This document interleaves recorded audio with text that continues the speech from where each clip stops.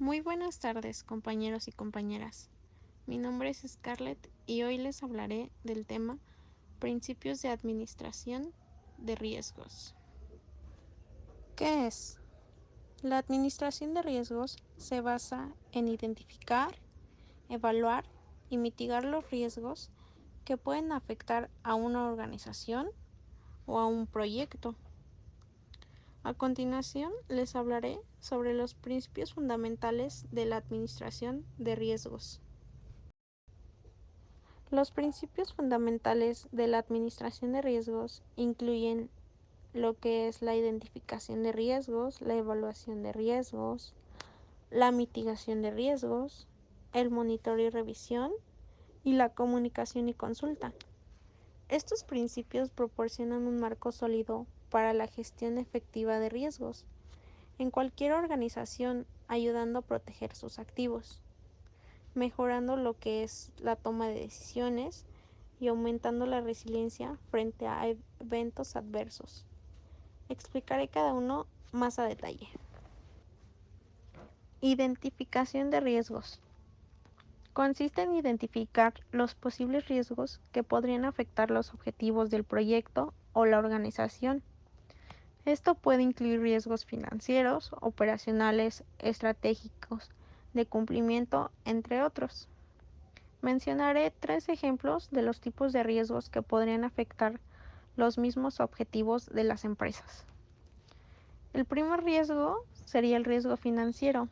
Un ejemplo claro es que una empresa invierte en bonos corporativos de una compañía que luego se declara en quiebra.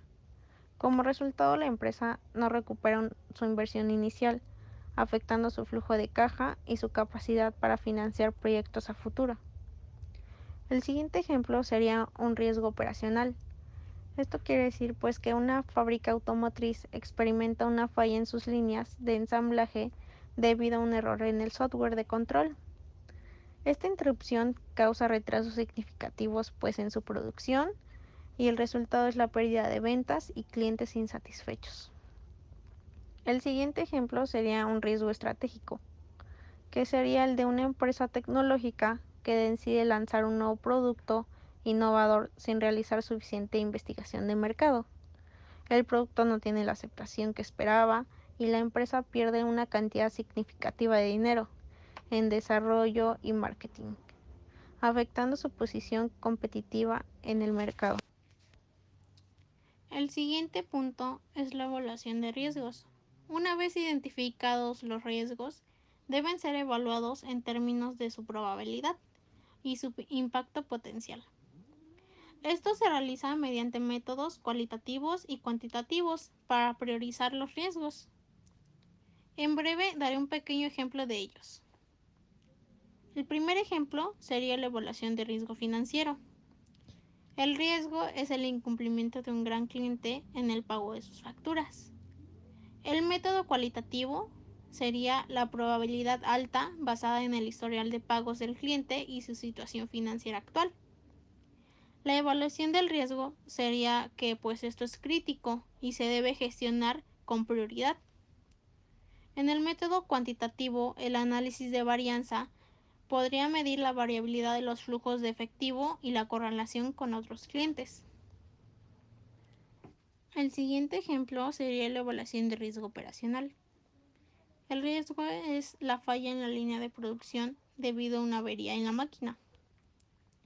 El método cualitativo, pues su probabilidad podría ser media, basada en el historial de mantenimiento y la edad de la maquinaria. La evaluación de este riesgo es significativo, ya que se debe considerar un plan de contingencia ante estas averías. El método cuantitativo, su análisis costo-beneficio, sería evaluar el costo de implementar medidas preventivas versus el costo de las mismas averías. El ejemplo 3 sería la evaluación de riesgo estratégico.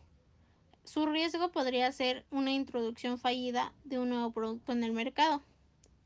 El método cualitativo, su probabilidad sería media, basada en los estudios de mercado y la capacidad de la empresa para lanzar nuevos productos. La evaluación de riesgo debe ser gestionado con cuidado, asegurando que se realicen pruebas de mercado adecuadas. El siguiente ejemplo sería la mitigación de riesgos.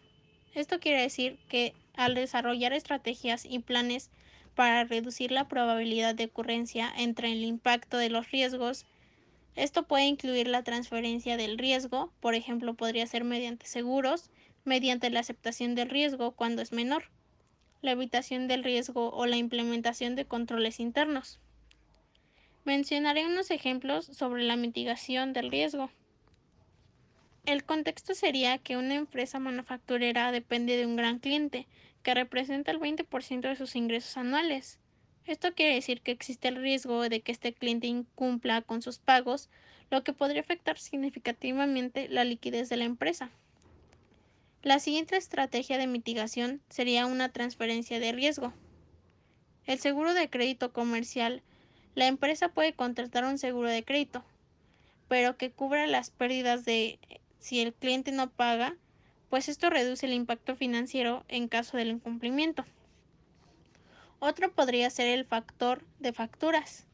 Esto proporciona efectivo inmediato y transfiere el riesgo de incumplimiento a otra empresa de factoraje. Otro punto sería el monitoreo y la revisión. Los riesgos y las estrategias de mitigación deben ser continuamente monitoreados y revisados para asegurar que sigan siendo efectivos y para adaptarse a cualquier cambio en el entorno interno o externo. Un ejemplo de monitoreo y revisión de riesgo sería los proveedores de una empresa manufactura. El contexto sería que una empresa de manufactura depende de varios proveedores clave para obtener materias primas. Existe el riesgo de que un proveedor clave no pueda cumplir con sus entregas debido a problemas financieros, desastres naturales o interrupciones en la cadena de suministro. Estrategias de mitigación iniciales. La diversificación de proveedores en las empresas han decidido no depender de un solo proveedor. Tienen acuerdos con varios proveedores para cada materia prima. El inventario de seguridad de la empresa mantiene inventarios de seguridad adicionales para cubrir las necesidades de producción en caso de interrupciones a corto plazo. Comunicación y consulta. Es esencial mantener una comunicación abierta y continua con todas las partes interesadas para asegurar que los riesgos se entiendan y se gestionen de manera eficaz. Un ejemplo de comunicación y consulta sería en la gestión de riesgos de un proyecto de construcción, ya que existen varios riesgos asociados como retrasos en el cronograma, sobrecostos, problemas de calidad y riesgos de seguridad. Las estrategias de comunicación y consulta son reuniones iniciales de planificación. El objetivo es alinear las expectativas de establecer canales de comunicación. La acción sería organizar una reunión inicial en todas las partes interesadas para discutir puntos claves sobre los objetivos del proyecto e identificar los riesgos preliminares y acordar un plan de comunicación. Los canales de comunicación abiertos, los objetivos que tienen es facilitar la comunicación continua y abierta. Su acción es establecer canales de comunicación como correos electrónicos, una línea directa telefónica y una plataforma en línea donde las partes interesadas pueden hacer preguntas y reportar diferentes problemas. Este es un ejemplo de cómo entender la gestión de riesgos de las empresas. Así que no te despegues, que comienza tu programa Consejero Empresarial. La gestión de riesgos es una parte esencial de cualquier empresa. Implica evaluar cualquier riesgo potencial y crear planes para controlar o reducir el efecto que podría tener en una organización a corto, medio o largo plazo. La gestión de riesgos es el proceso de identificar, analizar, evaluar y determinar los riesgos potenciales que podrían afectar negativamente a las operaciones de una organización. Al entender la gestión de riesgos, las empresas pueden protegerse mejor de las pérdidas o daños causados por acontecimientos imprevistos. También ayuda a las empresas a crear estrategias para afrontar o reducir sus riesgos. El primer paso en la gestión de riesgos es identificar cualquier riesgo potencial que pueda afectar a la empresa.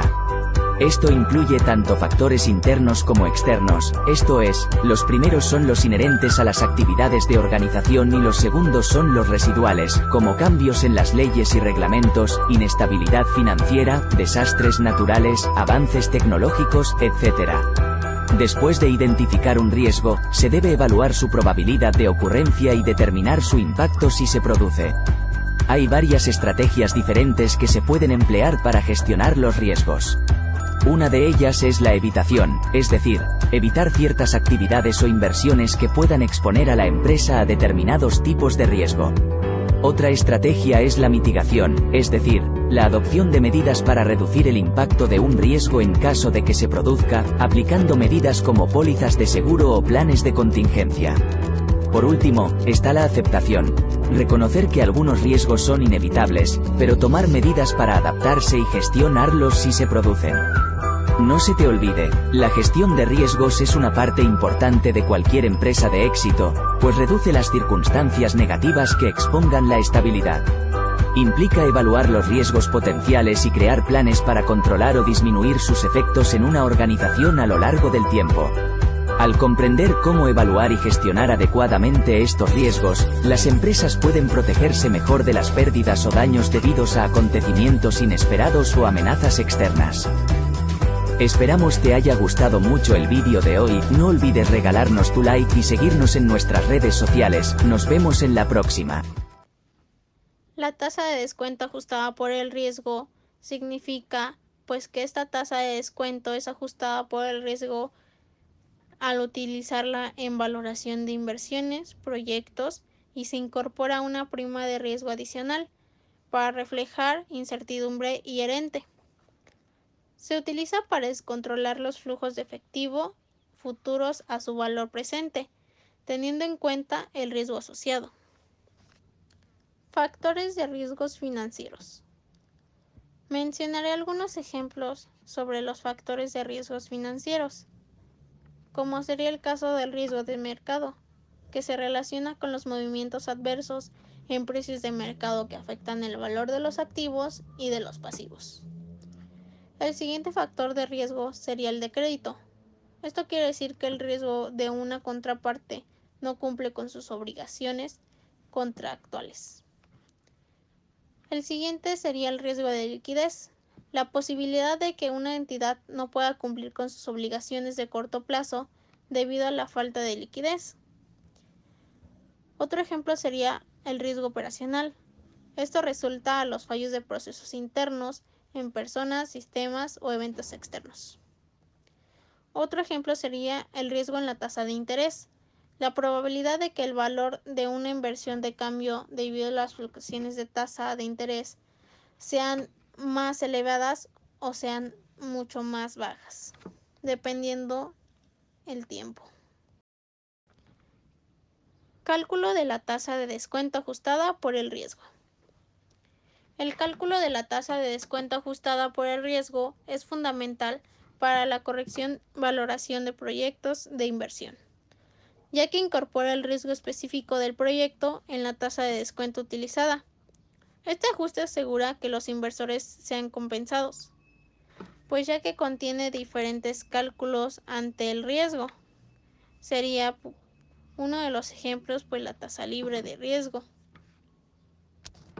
Sus componentes de la tasa de descuento ajustada por el riesgo ante el tema de Estados Unidos sobre el cálculo de descuento ajustado ante el riesgo podrían ser la tasa libre de riesgo, que es una tasa de retorno de una inversión sin riesgo en el país de origen del proyecto, para proyectos internacionales que se pueden utilizar sobre los bonos del Tesoro estadounidense como proxy. Supongamos que es la tasa del 3%. La prima de riesgo de mercado MRP es el entorno adicional que los inversores requieren para invertir en el mercado de lugares activos, libres de riesgo. Supongamos que la prima de riesgo de mercado global es del 5%. Beta del proyecto. Mide el riesgo del proyecto en comparación con el mercado global. Esta beta debe reflejar tanto el riesgo del sector en el que opera el proyecto como los riesgos específicos ante el país. Supongamos que la tasa beta del proyecto es 1.4. La prima de riesgo del país sería representar el riesgo adicional asociado con invertir en un país extranjero. Esto incluye riesgos políticos, económicos y de cambio. Supongamos que la prima de riesgo para Brasil es el 4%. Un ejemplo de ello sería una empresa estadounidense que está considerando un proyecto de inversión en una planta de manufactura en Brasil. Para evaluar la viabilidad del proyecto, la empresa necesita calcular la tasa de descuento ajustada por el riesgo. Los riesgos específicos que deben considerarse incluye la inestabilidad política, la volatilidad de la tasa de cambio entre el dólar estadounidense y el real brasileño, y la inflación en Brasil. La tasa de descuento de riesgo es una herramienta crucial en la evaluación de proyectos de inversión y la valoración de activos financieros, ya que permite ajustar el valor presente de los flujos de caja a futuro, según el riesgo asociado. Existen varios modelos y enfoques que determinan la tasa de descuento, entre los cuales los más comunes incluyen lo que es el modelo de valoración de activos de capital, el modelo de ajuste de riesgo, el modelo de la tasa de descuento ajustada por el riesgo, el modelo de descuento de flujos de caja ajustada por el riesgo, el modelo de árboles binominales y opción reales, o los métodos de evaluación relativos. Cada uno de estos modelos tiene sus propias ventajas y desventajas, y la elección de los modelos para su adecuado contexto sería en un proyecto pues la disponibilidad de datos y la naturaleza de riesgo a evaluar. En breve daré un pequeño ejemplo de cómo se deben de utilizar cada uno de estos métodos. En el modelo de valoración de activos de capital, la descripción que tenemos es que es uno de los modelos más utilizados para determinar la tasa de descuento ajustada por riesgo. Su fórmula sería R igual a RF más beta. Las variables de este método serían que R es la tasa de descuento o tasa de requerida de entorno. RF sería la tasa libre de riesgo. Beta sería del activo que mide su sensibilidad de comparación con el mercado. Y RM sería el rendimiento esperado del mercado. Su aplicación en este modelo se usa principalmente para valoración de acciones y proyectos que tienen un comportamiento similar al del mercado. El siguiente modelo sería el de ajuste de riesgo. Su descripción de este es que el enfoque ajusta directamente la tasa de descuento para reflejar el riesgo específico de un proyecto. No tiene fórmula estándar universal, ya que depende de la evaluación sujeta del riesgo al ajuste correspondiente a la tasa de descuento básica. Y su aplicación se utiliza en escenarios pues donde el riesgo del proyecto debe ser evaluado cualitativamente y ajustado a la tasa de descuento base. El siguiente modelo es la tasa de descuento ajustada por el riesgo, pues la descripción es similar a la anterior, pero se enfoca en añadir un premium por el riesgo de la tasa de descuento. La fórmula de este sería R igual a RF más RP. Y sus variables de esta fórmula sería que R es la tasa de descuento, RF es la tasa libre de riesgo, RP es la prima de riesgo que puede ser ajustada según el nivel de riesgo específico de un proyecto o de un activo. Y su aplicación se utiliza mediante la valoración de proyectos de inversión específicamente cuando hay diferencias significativas en el perfil de riesgo. El siguiente modelo es el descuento de flujos de caja ajustado por riesgo. La descripción de este modelo sería que los efectos de la financiación de riesgo operativo son separados. Su fórmula sería APB igual a NPB más PB. PB quiere decir beneficios fiscales del endeudamiento. Y sus variables serían NPB, valor presente neto sin considerar los beneficios fiscales. PB, valor presente de los beneficios fiscales del endeudamiento. y su aplicación se utiliza principalmente en situaciones donde la estructura de capital y los beneficios fiscales del endeudamiento son significativos. El siguiente modelo sería árboles binominales y opciones reales. Su descripción de este modelo se usa para valorar proyectos con alta incertidumbre y flexibilidad estratégica, considerando diferentes escenarios a futuro. No tiene fórmula única, ya que se basa en la construcción de un árbol binominal o un modelo de opción real, y su aplicación se utiliza en la valoración de proyectos con múltiples etapas y decisiones intermedias, como la industria farmacéutica o de tecnología. El último método, el de evaluación de relativos, la descripción de este método sería que comparar el proyecto o activo con otros similares del mercado. No tiene una fórmula específica, sino que se utilizan múltiplos financieros como EP. La aplicación de este se utiliza comúnmente en la valoración de las empresas o activos cuando hay datos comparables disponibles. Una de las consideraciones adicionales sería la evaluación del beta internacional. Es crucial asegurarse que el beta utilizado sea representativo ante el riesgo del proyecto, en el contexto internacional. Esto quiere decir que debes realizar un análisis de sensibilidad, ya que puede ayudar a entender cómo cambios en el beta, en la prima de riesgo de mercado o en la prima de riesgo del país afectan la tasa de descuento y por ende la valoración del proyecto afecta. Llegando a la conclusión de todo esto, los principios de administración de riesgos son esenciales para identificar, evaluar, mitigar, monitorear los riesgos que pueden afectar los objetivos de una organización.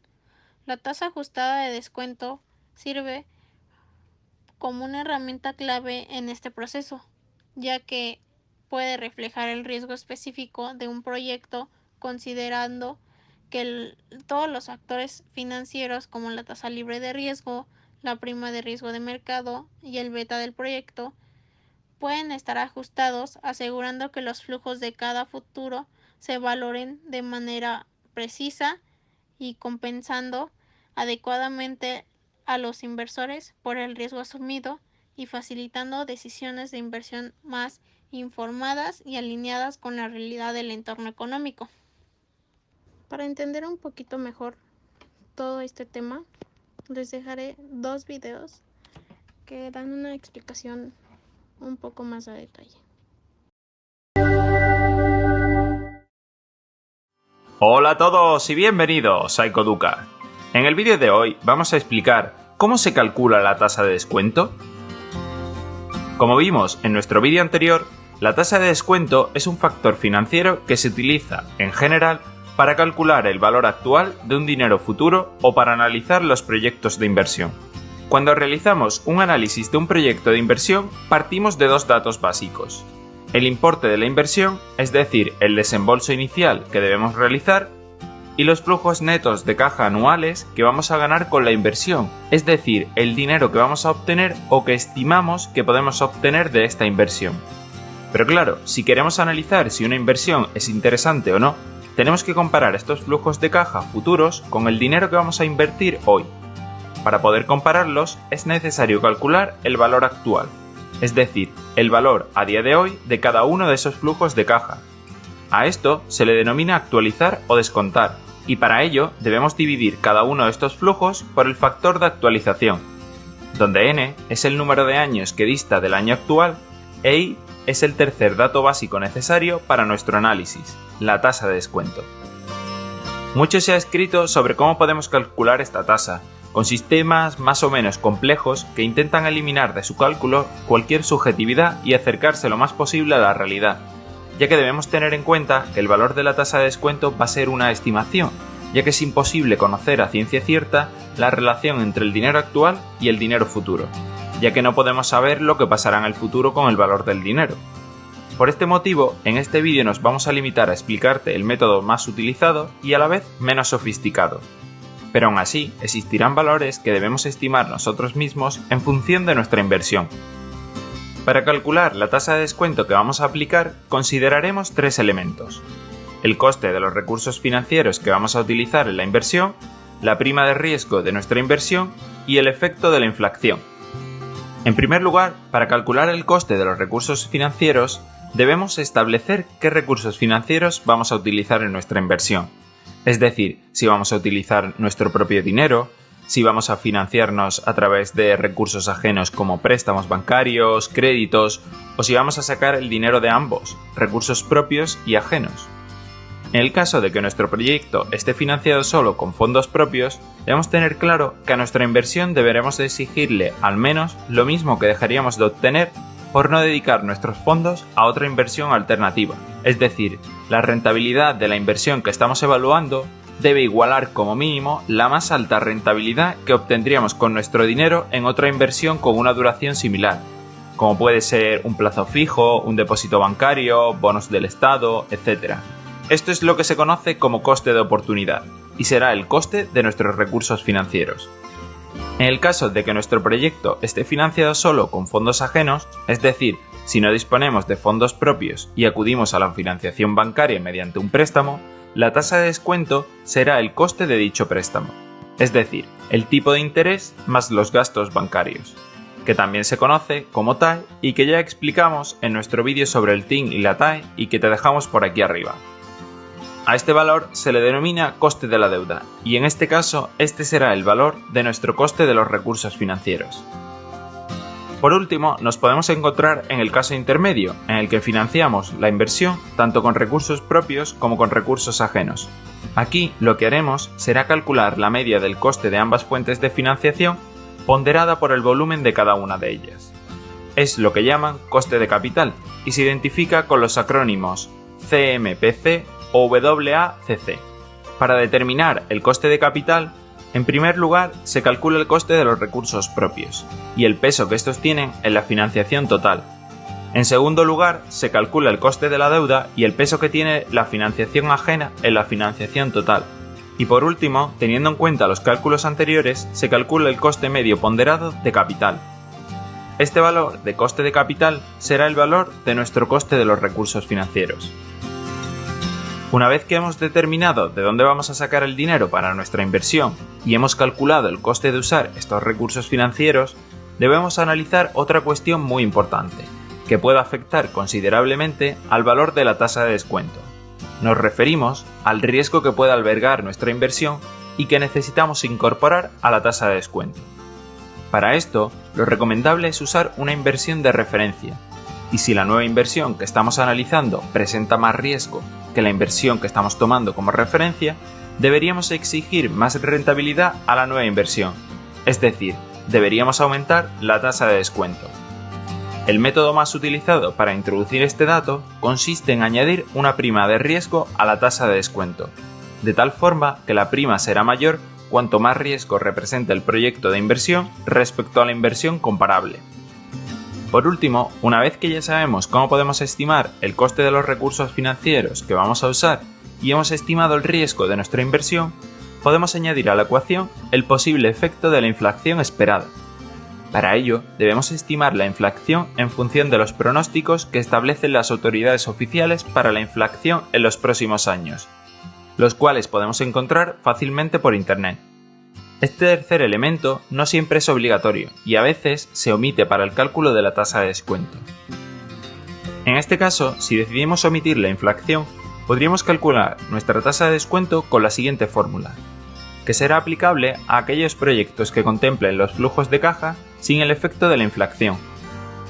Sin embargo, en el caso de que se trabaje con flujos de caja que incorporen la inflación esperada, tendremos que aplicar una tasa de descuento nominal, cuyo cálculo se puede realizar de dos formas diferentes.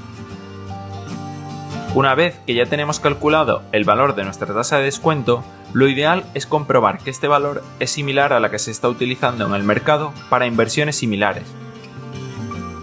Y bueno, esperamos que te haya gustado nuestro vídeo. Si es así, puedes dejarnos un like para apoyarlo. Y recuerda que puedes suscribirte a nuestro canal para no perderte nada de nuestro contenido.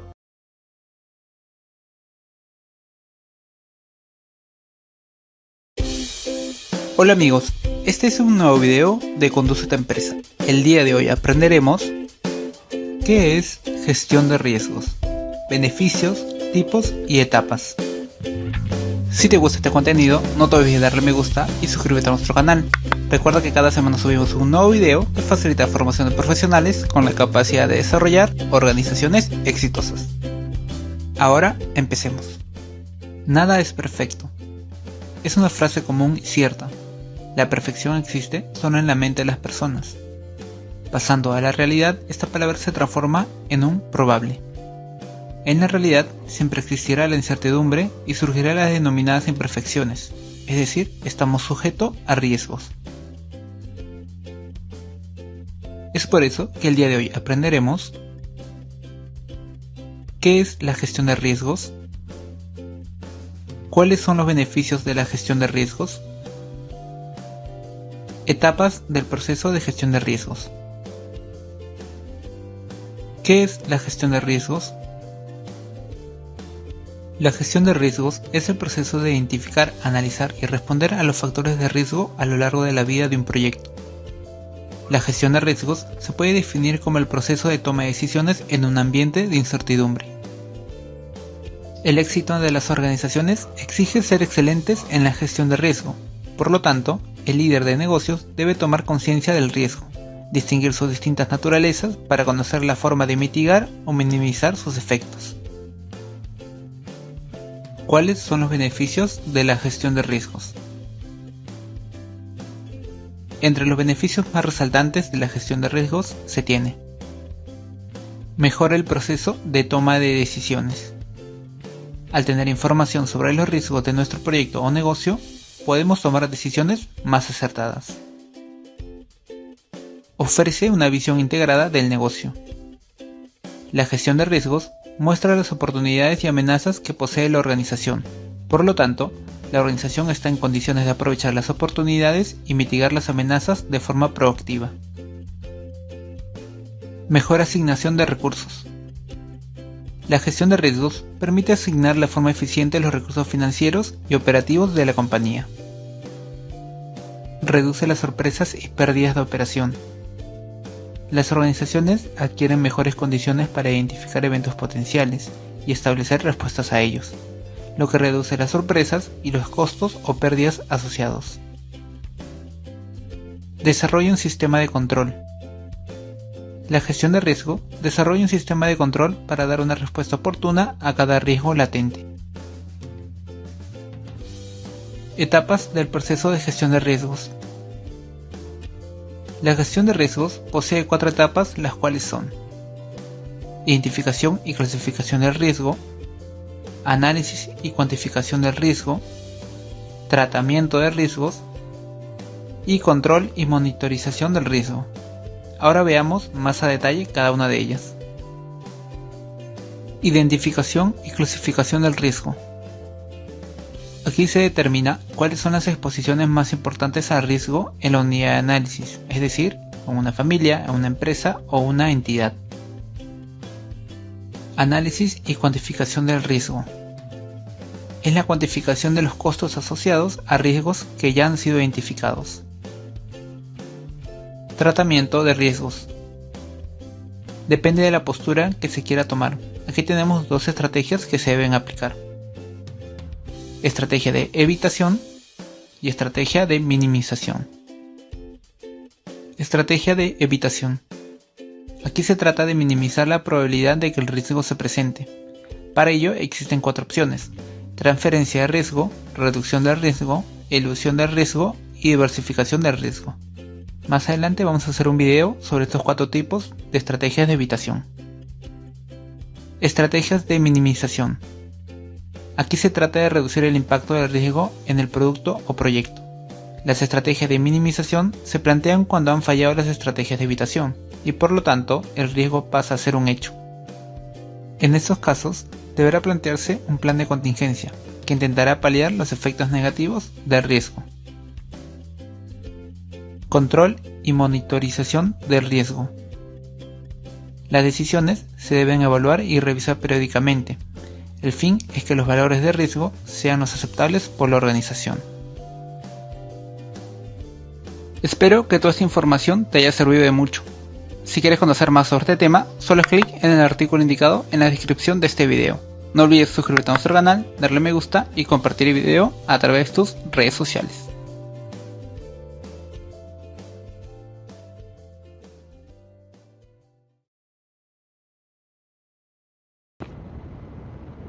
Eso sería todo de mi parte. Muchas gracias.